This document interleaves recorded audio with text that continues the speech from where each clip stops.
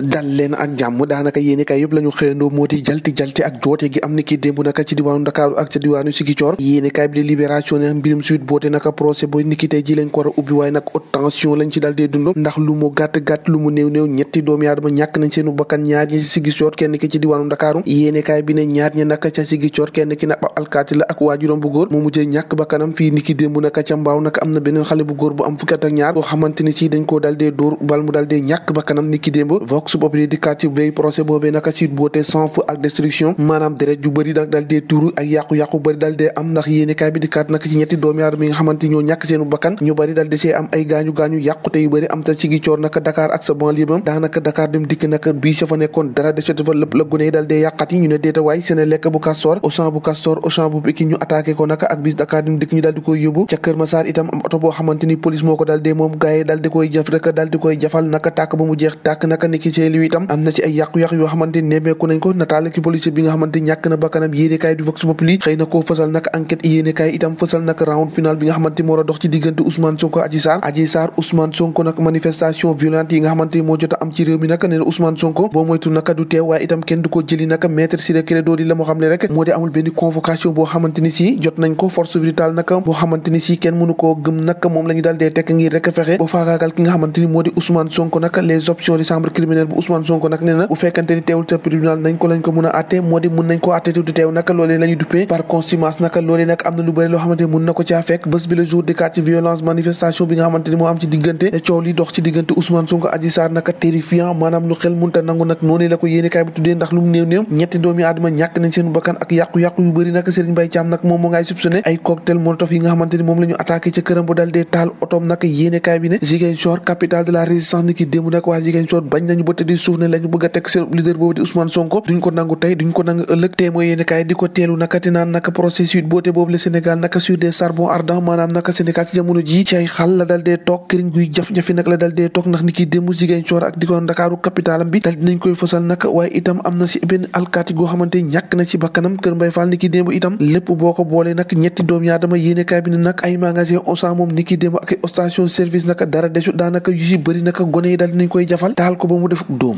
l'observateur ci chambre criminelle Sonko Adji Sarr nag ak heure yi nga xamante ni jëni jàpp nañ ne mun naka am ci wàllum renvoi Mamour Diallo MC Niass capitaine Touré docteur Gaye liste 15 témoins yi nga xamante ni convoqué nañ leen ci procès boobee nag yéenekaay bi xëy na fësal nag ay nataal nag ci ñi nga xamante ni daanaka ñoo lalu ca la ñu duppee ab complot cortège de mort nag ak les dégâts matériels ramification politique nag yéenekaay bi ne ni ki démb nag la xewoon yéeme na bu yegg ci lool léegi ko yéenekaay ne yéemeegul ndax ci jamono ji nag mbir moomee nag askan wi jël nañu ko del seen loxo bopp nag la Ousmane Sonko woote woon di désobéissance civile nag jàpp leen nag am na ñu bëri loo xamante ni ki démb wuyu nañ lool ndax sa Ziguinchor tàkk na ca diwaanu Ndakaaru lu ci ëpp nag yàqu na ba am ñu ci ñàkk bakkanam ca Pikine nag ci banlieue Ndakaaru jafe-jafe rawatina Auchan ba fa nekkoon nag gone dal nañ koy jafal marchandise fa nekkoon nag ñu dal dee yenu yóbbu seen kër Walf Quotidien di kaat ci procès par contumace boobu yéenekaay bi ne am na lu bëri loo xamante ni si moo ngi yot Ousmane Sonko ndax bu ñu ko attee loolee moom fii ak ñaar fukki at nag atte boobee nag jàppale ne moo wéy nag te mun na ko yàqal lu bëri loo xamante ni si moo ñeel lekk ci wàllum palam nag yéenekaay bi di peuple nag di kaat ci loolee nag te dalal ki nga xamante ni moo di Aliou Ndao la mu xamle rek moo di bu dee condamné nañ ko par contumace jàpp leen peine boobee nag kenn mënu koo lever fii ak ñaar fukki at mu ni ma lum ci doon lu ne Sud Quotidien yéenekaay ne procès boobee nag dam ko tuddee moo di le procès de tous les possibles ndax jàpp ne fi mu toll nii lu ne mun na cee xew yéenekaay bi xëy fësal nag nataalu gune gi Adji Sarr ak Ousmane Sonko nag ni ki tey ji ñu war a jàkkaarloog ca àttekat ba ndax loolee nag dina mun a am ci kanamu Ousmane Sonko am te ndax ci jamono ji yéenekaay bi ne Ousmane Sonko bu saa si tembe kenn tegagul ko gët ñu teg gët ci leneen te moo di rek Chelsea ak gardien boobee di Edouard Mendy gaynde ak Sénégal ci jamono ji nag ay supporteram ñoo ngi koy moqué maanaam di ko kookale ka ñaaw ndax ci jamono ji moom Edouard Mendy ay vidéom nag dafa tàmbalee fay foofee ca Chelsea moo tax nag ci jamono ji mu nekk ci ay jafe-jafe waaye nag ab gaynde du dee mukk gaynde njaay mbara wàcc Edouard Mendy man koo jëliwaat ndam li nag ñoo ko déggandoo jaa ngeen jëf bu ëllëg